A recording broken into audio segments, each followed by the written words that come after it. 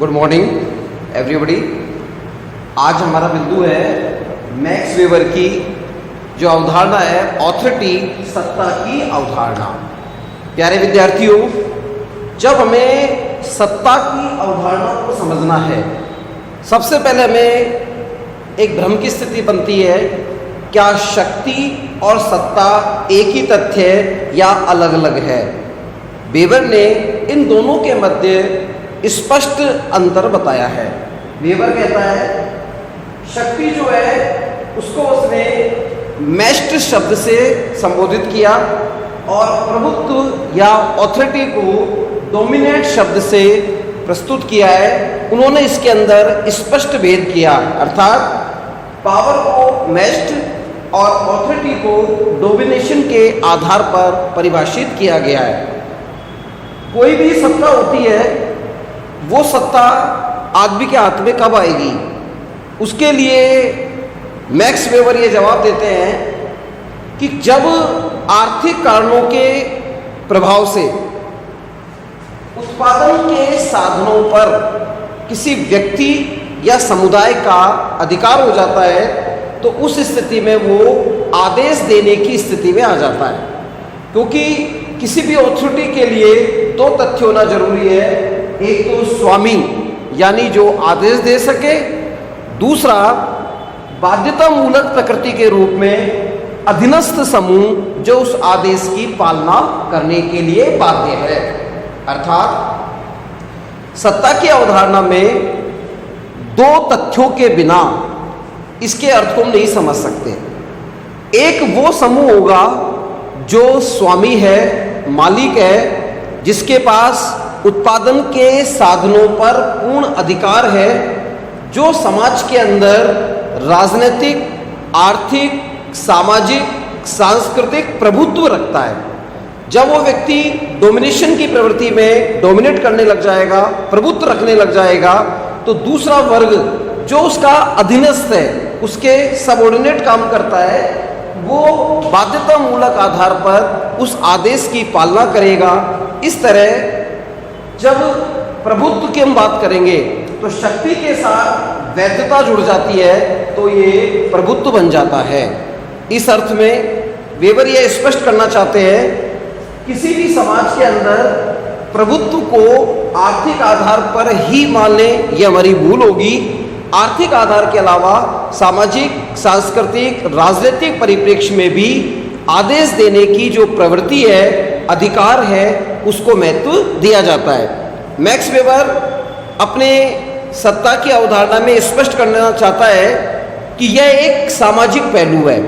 उन्होंने अपनी पुस्तक सोशल ऑर्गेनाइजेशन के संदर्भ में बताया था कि जब व्यक्ति किसी के आदेश की पालना करता है तो यह आदेश की पालना तीन आधार पर करेगा। या तो परंपरागत आधार पर वो अपने आप को अधीनस्थ मानता होगा, जैसे पुरोहित चर्च के अंदर पोप कोई धार्मिक आदेश देते थे तो परंपरागत आधार पर वहाँ के जितने भी अनुयायी थे उसे ईश्वर का आदेश मानकर, सर्वोपरि मानकर स्वीकार कर लेते थे। अब चमत्कारी आधार पे भी अधीनस्थ लोग आदेश की पालना करते हैं। जब किसी व्यक्तित्व में विशिष्ट गुण का समावेश हो जाए, वो एक ऐसा बहुमुखी प्रतिभा का व्यक्तित्व प्रस्तुत करने लगे, तो आदेश देने की ये प्रवृत्ति थोड़ी सी करिश्माई, चमत्कारी नेतृत्व के आधार पर आ जाती है। और यदि वैधानिक आधार पर यदि हम अधिकार दे दें तो उस आधार पर भी व्यक्ति जो अधीनस्थ है उस आदेश की पालना करेगा। यानी कहीं ना कहीं शक्ति में वैधता जब जुड़ती है तो प्रभुत्व या ऑथोरिटी या सत्ता का निर्माण होता है। एक उदाहरण से हम समझें, एक पुलिस का अधिकारी अपने सेवा काल के अंदर सड़क पर जा रहा है और उसने कोई गलत कार्य होते हुए देखा जो कि समाज स्वीकृत नहीं है।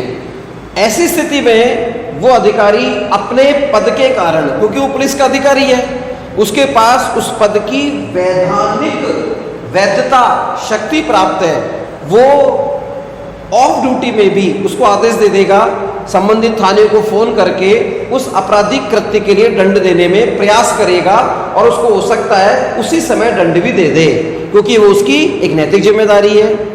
अब आप ये सोचिए, उस पुलिस के अधिकारी से किसी कारण से उसका पद छीन लिया जाता है, उसको पदच्युत कर दिया जाता है। अब क्या वो आदेश देने की प्रवृत्ति में है? कदापि नहीं होगा। अब यदि उसके सामने कोई आपराधिक कृत्य हो रहा है, कोई गलत कार्य हो रहा है, तो वो उस स्थिति में ना तो दंड देने की स्थिति में, ना वो कोई एक्शन लेने की स्थिति में, क्योंकि उसके पास वो बाध्यता, वो अधिकार संतुलन बिगड़ चुका है। अब वो आदेश देने की स्थिति में नहीं है। इस अर्थ में हम समझ सकते हैं किसी पावर के अंदर जब लेग्नेंसी, वैधता जुड़ जाती है, तो वही प्रभुत्व के रूप में विकसित होता है। मैक्स वेबर कहते हैं, राजनीतिक क्षेत्रों में, बाजार के क्षेत्रों में, खेलकूद, परोपकार, अन्य धार्मिक सामाजिक मूल्यों के क्षेत्र में भी प्रभुत्व की अवधारणा महत्वपूर्ण बनती जाती है। अगर हम सामाजिक क्षेत्र में प्राधिकार की बात करें, भारतीय समाज में हम सामान्यतः देखते हैं संयुक्त परिवार की व्यवस्था पाई जाती है, विशेष करके उत्तर भारतीय क्षेत्रों में। अब यहाँ पर संयुक्त परिवार की संरचना में जो मुखिया होता है, सबसे बुजुर्ग सदस्य, कई पीढ़ियों के संबंध नीति का निर्धारण करने वाला, पारिवारिक बड़े समूह के अंदर एकाधिकार के आधार पर, नियंत्रण के आधार पर अपनी सत्ता को चलाने वाला जो व्यक्ति है, वो मुखिया, अब उसकी शिक्षा चाहे कम हो या ज़्यादा हो, वो व्यक्ति पूरे परिवार का संचालन करता है, आदेश देने की शक्ति रखता है। अब उस परिवार में मान लीजिए उसका युवा पोता पढ़ लिख कर किसी अच्छे जॉब को प्राप्त कर लेता है और वहाँ अपने कार्य क्षेत्र में किसी अंतरजातीय लड़की के साथ उसे स्नेह हो जाता है, और यदि वो मुखिया से आकर कहे कि वो उसके साथ विवाह करना चाहता है, तो इस स्थिति में जो स्वामी है मुखिया, वो आदेश क्या देगा? परंपरागत मूल्य के रूप में कि भाई मेरे जीवित रहते हुए आप इस कृत्य को नहीं कर सकते। ये पुराणपंथी अंधविश्वास, परंपरावादिता, रूढ़िवादिता के आधार पर वो कहेगा, और उसके परिवार के सभी सदस्य उस अधीनस्थ की स्थिति में है जो उसकी बाध्यता को समझते हैं, यानी मुखिया के आदेश की अनुपालना करनी ही होगी। अगर वो नहीं करता है तो मुखिया उन्हें क्या आदेश देगा? चलिए आपको घर छोड़ के जाना पड़ेगा। या फिर उसको थोड़ा प्रेशर में लाने के लिए क्या बोलेगा? मेरे जीते जी तो नहीं होगा, मेरी मृत्यु के बाद, मेरी चिता को अग्नि देने के बाद तुम स्वतंत्र हो, कुछ भी करो, लेकिन मेरे सम्मुख ऐसा नहीं हो सकता। यहाँ आप देखिए, चाहे उनके बीच में कितना ही अच्छा स्नेह हो, लेकिन वो अपने परिवार की प्रतिष्ठा, पद और मुखिया के सम्मान के कारण उस निर्णय को शायद बदल देगा।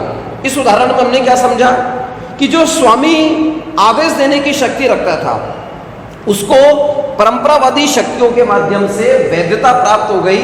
अब जो उसके अधीनस्थ परिवार के सदस्य हैं, उनके सामने एक ही प्रश्न है, उसके आदेश की अक्षरतः अनुपालना करना। यदि वो नहीं करेंगे तो उसका सामाजिक बहिष्कार हो सकता है, पारिवारिक आधार पर दंड का निर्धारण हो सकता है, और हमारी संयुक्त परिवार की व्यवस्थाओं के अंतर्गत जो भी मूल्य परक दंड की व्यवस्था होगी उसे मिलेगी। तो यहाँ वेबर इस तथ्य को महत्व देते हुए कहता है कि आर्थिक कारक, उत्पादन के साधनों पर अधिकार होना ही सत्ता का पर्याय नहीं है। सामाजिक आधार पर इस मुखिया के उदाहरण में हम समझ सकते हैं, यहाँ भी सत्ता महत्वपूर्ण रूप से कार्य करती है। अब हम इसे राजनीतिक आधार पर देखें। कई बार कुछ पार्टियां, राजनीतिक दल लंबे समय का संघर्ष करते हैं, और लंबे समय का संघर्ष करने के बाद जो राजनीतिक दल के संस्थापक सदस्य हैं, वयोवृद्ध सदस्य हैं, उनका पार्टी के कार्यकर्ता सम्मान करते हैं। यदि वो कोई बात कहें, उनको तवज्जो दी जाती है। यदि वो सक्रिय राजनीति में नहीं भी हैं तो उनसे परामर्श लिया जाता है, क्योंकि वो संस्थापक सदस्य होने के नाते उस पार्टी के कर्ता धर्ता है, यानी उनके पास आदेश देने की वो शक्ति है जो पार्टी के संविधान के अनुसार उनको वैधता प्रदान करती है, और उस वैधता के आधार पर वो अपने अधीनस्थ अनुयायी सदस्यों को किसी भी प्रकार का आदेश पारित कर सकते हैं। मैं एक उदाहरण देना चाहूंगा। कभी कभी समाज सेवी संगठन कार्यकर्ता के लोग भी इसमें अपनी प्रभुत्व वाली अवधारणा को अपनाते हैं। आप सबको मालूम है, लोकपाल बिल के संदर्भ में भारतीय समाज में एक बहुत बड़ा क्रांतिकारी आंदोलन हुआ। दिल्ली इसका उदाहरण है, माननीय अन्ना हजारे के नेतृत्व में। अब अन्ना हजारे यहाँ एक समाज सेवी वयोवृद्ध सदस्य है, जो अपने अनुयायियों को उसने एक ही तो आदेश दिया कि जब तक हमें लोकपाल बिल का संदर्भ में उचित कानूनी समाधान नहीं मिल जाएगा, तब तक हम अपना रामलीला मैदान में धरना प्रदर्शन करेंगे या और कहीं अपना प्रदर्शन वैचारिक रूप से, वैधानिक रूप से करते रहेंगे। कहते हैं कि वो अपने निर्णय के साथ आगे बढ़े और कारवां बढ़ता गया। अन्य राजनीतिक दल, तटस्थ लोग, कवि, बड़े प्रशासनिक ओहदे के लोग उनके साथ जुड़ने लगे और एक बार तो ये भी कहा जाने लगा कि महात्मा गांधी के बाद शायद कोई ऐसा गांधीवादी नेता हुआ है जिसने भारत की दशा और दिशा को बदला है। परिणाम सामने है। अब इसके परिणाम की हम व्याख्या करें तो अन्ना हजारे के वजूद पर, उसके कद पर कोई फर्क नहीं पड़ा।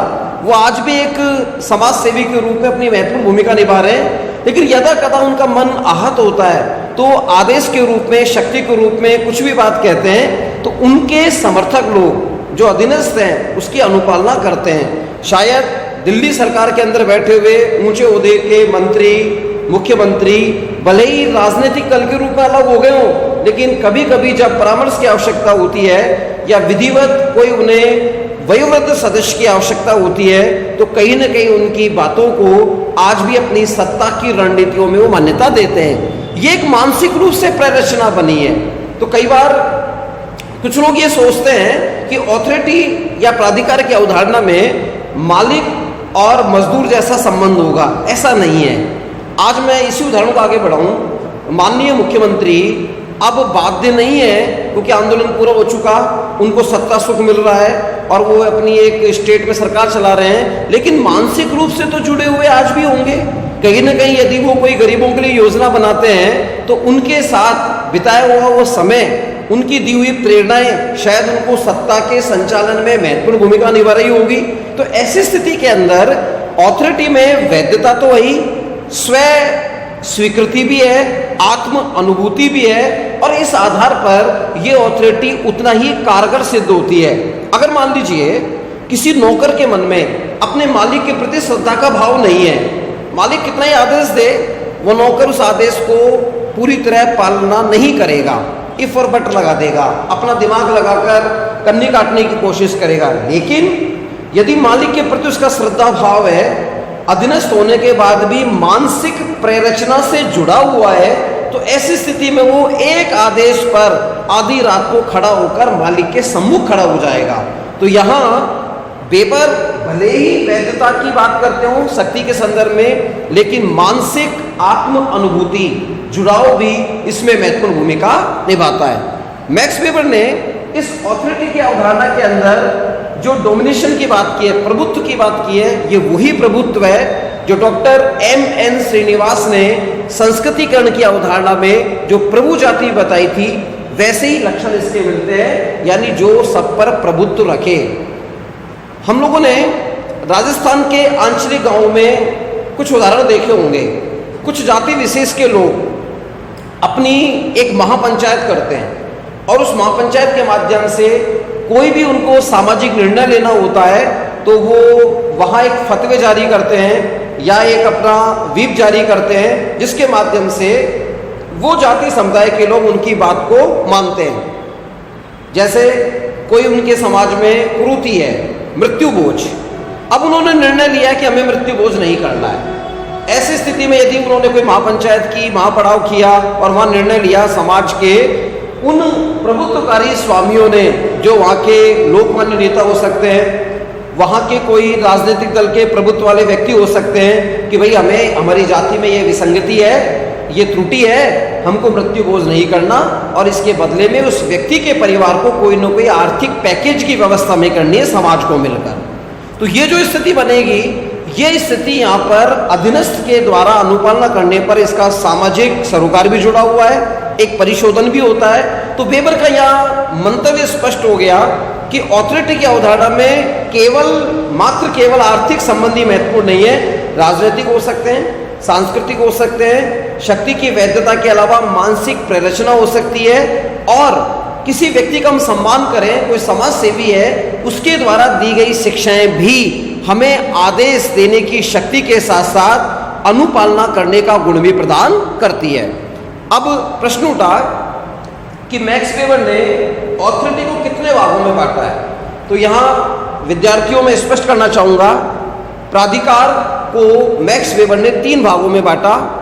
पहला प्रकार है करिश्माई या चमत्कारी प्रभुत्व, दूसरा है परंपरावादी प्रभुत्व, और तीसरा है कानूनी या वैधानिक प्रभुत्व। अब हम पहले बिंदु की बात करते हैं, करिश्माई या चमत्कारी प्रभुत्व क्या है। पहले मैं वेबर ने इसके संदर्भ में क्या कहा, पाठ्य पुस्तक के माध्यम से 2 लाइन आपको पढ़ के सुना रहा हूं। वेबर कहते हैं, यह वैयक्तिक और अस्थायी शक्ति है। करिश्मा नेतृत्व एक व्यक्ति का नेतृत्व है जिसका आधार उसके असाधारण गुण होते हैं। देखिए, इस लाइन में ये स्पष्ट हो गया कि करिश्मा नेतृत्व कोई वैधानिक नहीं, व्यक्तिगत गुण है। मैं माननीय प्रधानमंत्री का उदाहरण देना चाहूँगा। माननीय प्रधानमंत्री श्री नरेंद्र भाई मोदी जब किसी आम सभा में अपनी बात को प्रारंभ करते हैं, आप लोगों ने देखा होगा, जब भी वो भाषण देने जाते हैं, जिस स्थान पर गए वहाँ के ऐतिहासिक परिप्रेक्ष्य, वहाँ के मंदिर, वहाँ की सांस्कृतिक धरोहर, वहाँ के स्वतंत्रता सेनानी, उनके बारे में उनकी टीम पहले से स्टडी कर लेती है और वो उन तथ्यों को अपने भाषण में जोड़ते हैं। इससे फर्क क्या पड़ा, उनकी एक अलग व्यक्तित्ववादी छवि बनती है, वहाँ के लोग उनके साथ कनेक्ट होते हैं। दूसरा, जब वो भाषण देते हैं तो उनके भाषण में भले ही वो किसी पेज के माध्यम से बिंदु लिख के लाते हो, लेकिन उनका आई कॉन्टेक्ट देखिए, वो हर आम आदमी के आंखों में आंखें डालकर सामने सम्मुख होकर अपनी बात को बड़ी प्रखरता के साथ कहते हैं, तो लोग उनके उस भाषण शैली को सुनकर चमत्कृत हो जाते हैं। अब वो अपनी उस चाशनी भरी बातों में कोई बिंदु कहें, जनता से कुछ मांग करें, जनता को तकलीफ भी होगी, सहर्ष उसको स्वीकार कर लेती है। इट मीन्स उनकी वो चमत्कारी नेतृत्व, असाधारण गुण की प्रवृत्ति के कारण आज वो पूरे जनमानस पर एक छत्र राज्य कर रहे हैं। यहाँ वेबर का कथन सटीक बैठता है कि असाधारण गुण और व्यक्तित्व व्यक्ति के संदर्भ में जब होते हैं तो उसको एक अलग प्रकार की शक्ति प्रदान होती है, और यही शक्ति प्रधानमंत्री के उदाहरण में उन्होंने एक दिन में प्राप्त नहीं की। उनकी लंबे समय के राजनीतिक कौशल का अनुभव और उनके द्वारा कंसेप्ट जो चालू किया गया मन की बात, जो रेडियो के माध्यम से वो नियमित अंतराल पर करते हैं, गांव-गांव, ढाणी-ढाणी, बच्चे-बच्चे तक उन्होंने अपना एक संदेश, एक कनेक्शन बना रखा है। यही कनेक्शन उन्हें राजनीतिक लाभ तो प्रदान करता ही है, बल्कि उनके प्रति श्रद्धा के भाव रखता है, और कई बार तो उनके इच्छा शक्ति के आधार पर, जो उनकी निर्णय लेने की क्षमता है, उसके आधार पर विपक्षी दल भी हतप्रद हो जाते हैं। मैं यहाँ राजनीतिक परिप्रेक्ष्य में मुद्दों की बात नहीं करूँगा, लेकिन विद्यार्थी समझ रहे होंगे जो मैं कहना चाहता हूँ कि असाधारण व्यक्तित्ववादी गुण के कारण माननीय प्रधानमंत्री अपनी बात को भारत की जनता के सामने प्रखरता के साथ रखते हैं। ये चमत्कारी सत्ता है। इसको आप यूँ भी समझ सकते हैं, एक मदारी खेल दिखा रहा है और उस मदारी ने डमरू बजाकर एक सीमा रेखा खींची, लोगों को चमत्कृत किया, कुछ जादू किया, ताश की गड्डी से कोई पत्ता गायब करके दिखाया, कबूतर को कुछ अलग चीज में रुमाल में बदल दिया, रुमाल को कबूतर में बदल दिया। लोग एक टकटकी लगा के उसे देखते हैं। जब उसको लगता है कि उसका प्रभुत्व बन गया, तो वो ये जानता है बाजारवाद के कारण कि लोग उसका खेल तमाशा देखकर जा सकते हैं। वो एक काल्पनिक भय उत्पन्न करता है चमत्कार के रूप में। क्या करेगा, एक सीमा रेखा बनाकर वो लोगों के सामने एक अपील करता है, अपना सम्मोहन डालता है कि देखिए मेरा खेल अभी और बाकी है। कोई भी इस लाइन को क्रॉस करके गया तो फिर उसको कोई शारीरिक हानि हो जाए तो मेरी गारंटी नहीं है। लोग डर जाएंगे, उसके प्रभाव में आ जाएंगे, और उसका मंतव्य क्या है कि जेब से फटाफट पैसा निकाल के उसके खेल पर दिए जाए, और उसके बाद वो बटोर के अपना नया कार्यक्रम चालू कर देता है। इस उदाहरण में उस मदारी ने चमत्कारी सत्ता, अपने असाधारण गुण, अपने करिश्माई व्यक्तित्व के कारण उस छोटे से समूह पर अपना प्रभाव डाला। ठीक इसी प्रकार जब कोई व्यक्तित्व अपने असाधारण गुण के कारण, अपनी नेतृत्व क्षमता के कारण वो किसी सत्ता को प्रभावित करता है, निर्णय लेता है, तो उसके द्वारा जो सत्ता बनती है, जो प्रभुत्व बनता है, उसे हम चमत्कारी सत्ता कहते हैं। मैक्स वेबर ने इसके 3 लक्षणों की बात की है।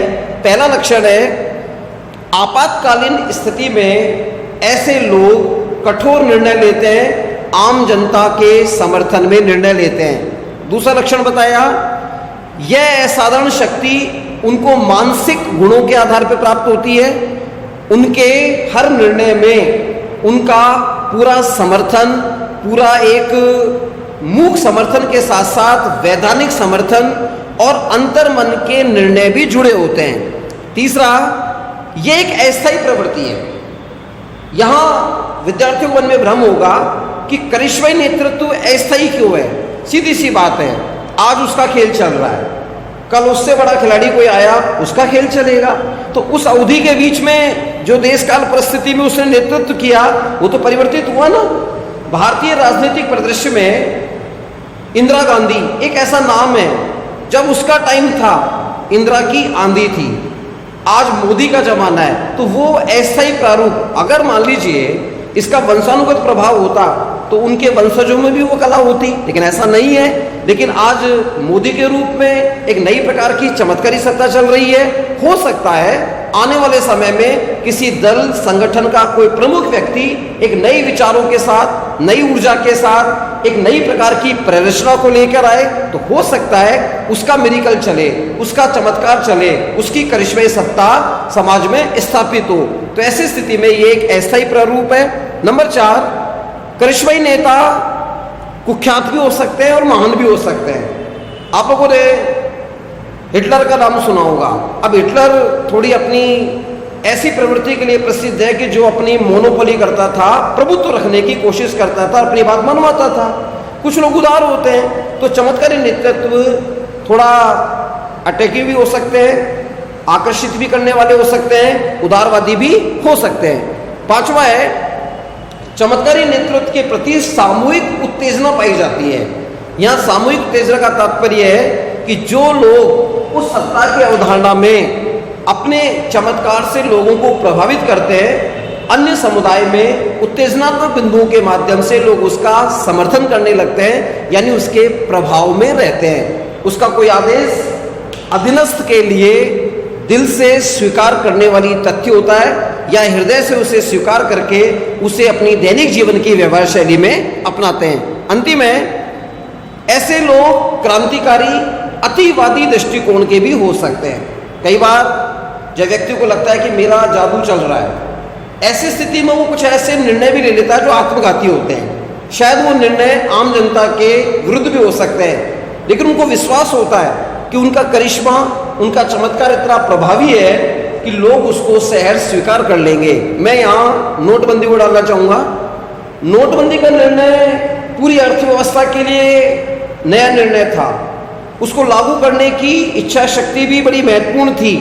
ऐसी स्थिति में उनको अपनी सत्ता खोने का भी भय सताया होगा, लेकिन माननीय प्रधानमंत्री ने वो निर्णय लेकर एक अलग प्रकार की अतिवादी दृष्टिकोण को अपनाया।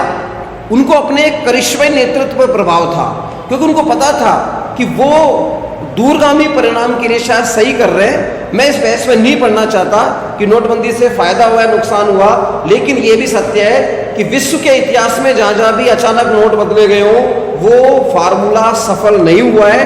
भारत एकमात्र अपवाद है जो सहर्ष इसको स्वीकार कर चुका है, और आज की डेट में कोई नुकसान नहीं हुआ, हमें कोई असावधानी नहीं हुई।